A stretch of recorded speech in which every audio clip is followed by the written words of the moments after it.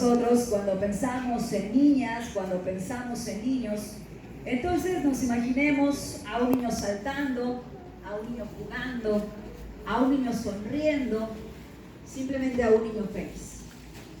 Sin embargo, hay una realidad muy distinta para muchos niños y para muchas niñas, no solamente en nuestro país, sino a nivel nacional e internacional. Estamos hablando de niños que son obligados a ser adultos de manera muy temprana y que son vulnerados en sus derechos, que son violados. Muy buenas tardes, quiero agradecer que me permitan estar en este Congreso Internacional de Derecho y Globalización, así como la Semana de la Cultura y la Paz. Gracias a quien ha estado dirigiendo los trabajos de nuestra tesis doctoral, el doctor Eduardo Oliva Gómez. Desde luego ha sido un placer escuchar a mis compañeras y también quienes vienen en unos momentos más en esta nutrida mesa de trabajo. Quiero platicarles hoy, primero para situar acerca de esta problemática que se está viviendo. Fíjense nada más, 1.2 millones de niños en el mundo son víctimas de trata sexual. Esta cifra es de la UNICEF. 2.5 millones de personas en el mundo son víctimas, de acuerdo con la Oficina de las Naciones Unidas contra la Droga y el Delito. Aquí hay una precisión importante. 2 de cada 3 víctimas, estaríamos hablando que son mujeres y niñas. El 79% de los casos se refiere a una vulneración sexual. 4.5 millones de víctimas de explotación sexual, esta cifra es de ONU Mujeres. 27 millones de personas en todo el mundo han sido víctimas de explotación sexual, laboral o comercial. Estas cifras también son de la ONU. Y 1.39 millones son explotadas laboralmente, de acuerdo con la Organización Internacional del Trabajo. ¿Y qué encontramos entonces? Estamos ante un problema invisible en donde ni siquiera hemos podido unificar las cifras.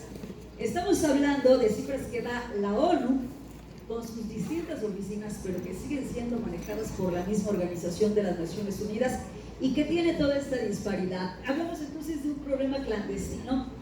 Quizá muchos de nosotros, si pensamos en los niños que nos rodean, podamos también observar que se ejerce la prostitución muy cerca del lugar en donde trabajan, muy cerca del lugar en donde viven o incluso muy cerca del lugar en el que estudiamos.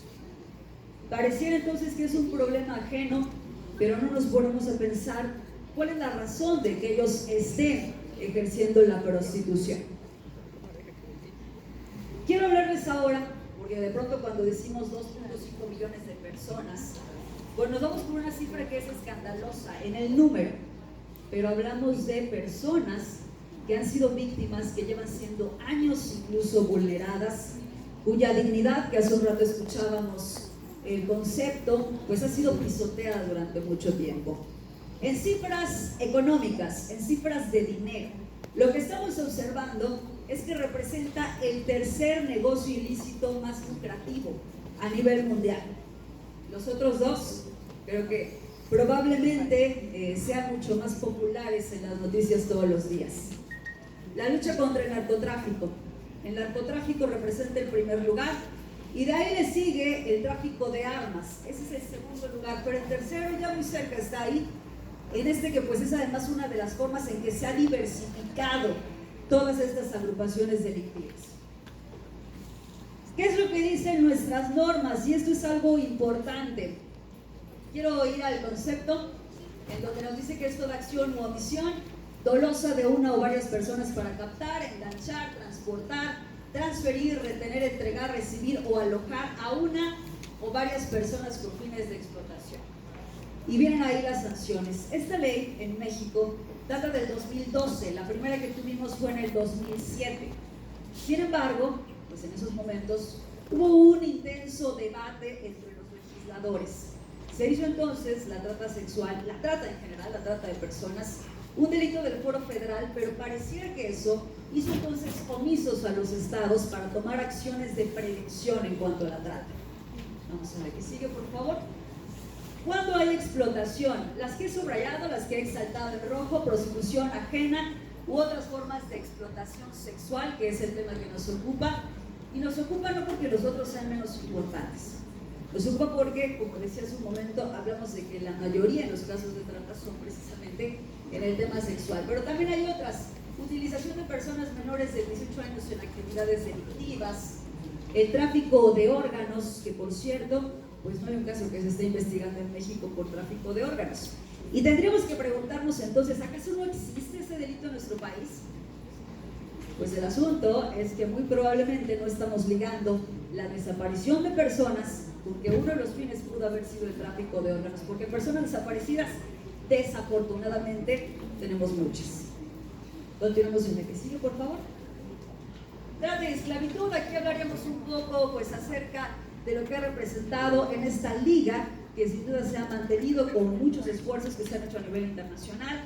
Y en cuanto a protocolos, podríamos mencionar tanto el protocolo facultativo de la Convención de los Derechos de los Niños, como también tendríamos que mencionar el que pues, nos habla acerca de la delincuencia organizada. Están ahí, pero todavía nosotros consideramos que hay muchas áreas de oportunidad.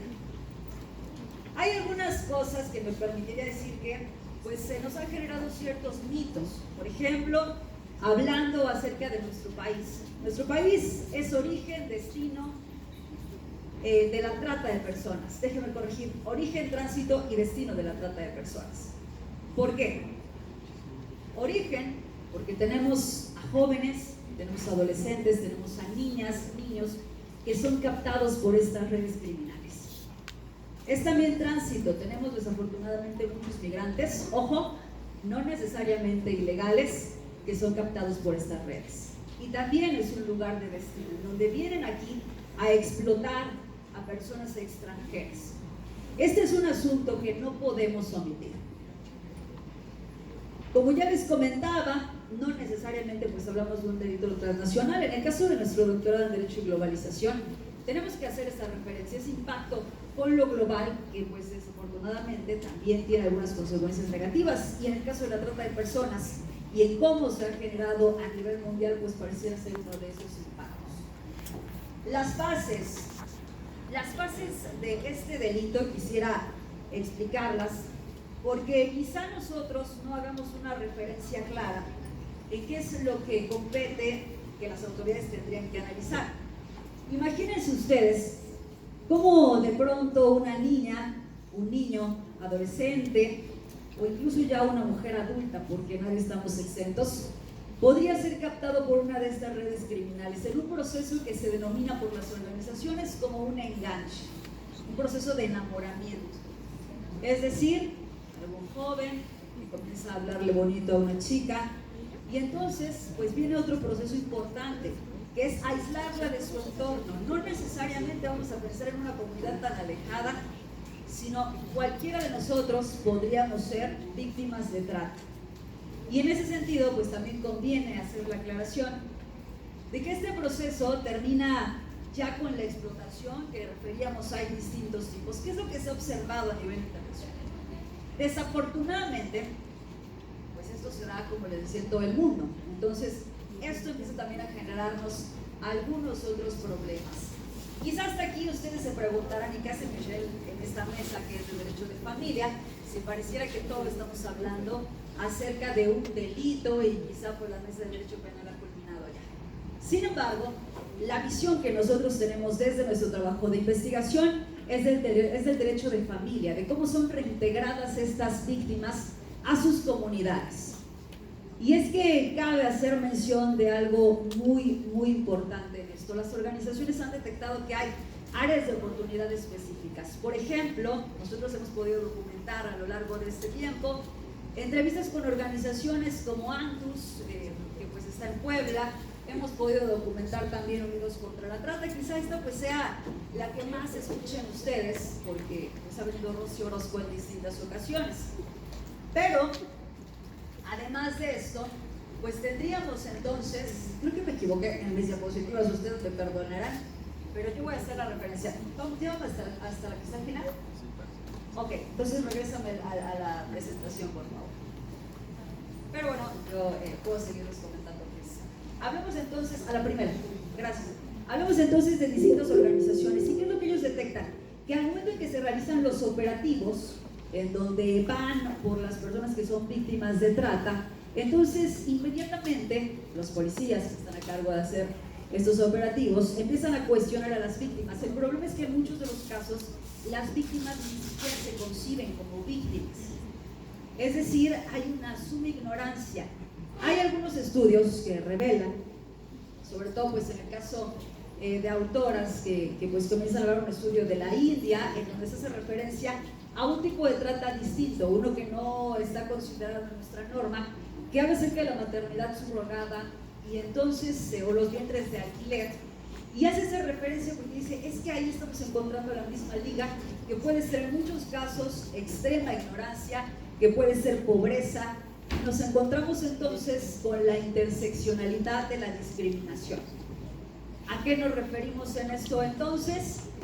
A que hay muchos factores que hacen que una persona puede ser discriminada, porque se puede ser, imagínense ustedes en este supuesto, se puede ser niña, mujer obviamente, se puede ser pobre y se puede vivir en un contexto en donde hay una violencia familiar. ¿A qué nos enfrentamos? A que una vez que se hacen los operativos y que son rescatadas, ellas no se van a asumir como víctimas, probablemente ni siquiera hayan escuchado hablar de la trata de personas. ¿Qué tenemos que hacer entonces? Pues una mayor campaña de concientización desde las familias, para que sea entonces de esta forma que trabajemos en la prevención.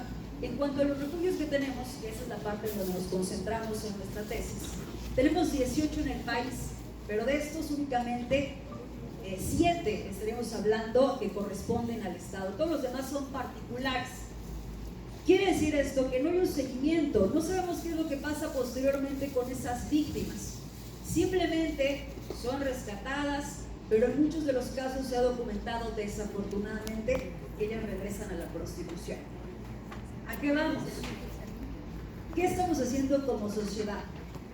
Tenemos muchos retos normativos, como les decía, pues parece que en el caso de Morelos hemos sido omisos ante la regulación que se hizo federal y nos hemos lavado las manos. Pero hoy aquí estamos presentes no solamente abogados, que quizá pues ahí nos requerirá todo un tema que está plasmado en la tesis, en donde hablamos acerca de las áreas de oportunidad que tenemos normativamente. Pero también tengo aquí, y me da mucho gusto, alumnos de seguridad ciudadana. Y también tenemos aquí alumnos de ciencias políticas. Y entre todos estos ámbitos, así como los de posgrado, necesitamos hoy hacer una mayor conciencia. Recuerdo por último una reflexión que hace la misma Rocío Orozco, que está a cargo de una de las agrupaciones que lucha contra la trata. En alguna conferencia nos decía, la trata de personas es el peor delito que se puede cometer. Y a lo mejor muchos cuando nos ponemos a pensar decimos, para mí puede ser el secuestro, para mí puede ser el homicidio, el feminicidio, pero la reflexión que ella hacía es la siguiente: cuando hablamos de una persona secuestrada y esta es liberada, entonces ¿cómo recibirías tú a tu hermano, a tu novio, a tu padre que ha sido liberado después de un secuestro? Como un héroe, sin duda, ha sido un sobreviviente del secuestro. Sin embargo, los tabúes que tenemos con respecto a la trata de personas hacen que en el caso de las víctimas no sea así y que sigan siendo señaladas. Al ser señaladas, entonces no hay un real proceso de reintegración, y es en ese sentido que pues estamos trabajando para que haya unidades específicas. Es una propuesta que pues estaremos también llevando en los próximos momentos, pero que sobre todo invita a todos a hacer una reflexión profunda y a no omitir esas señales de alerta que están a nuestro alrededor. Muchas gracias.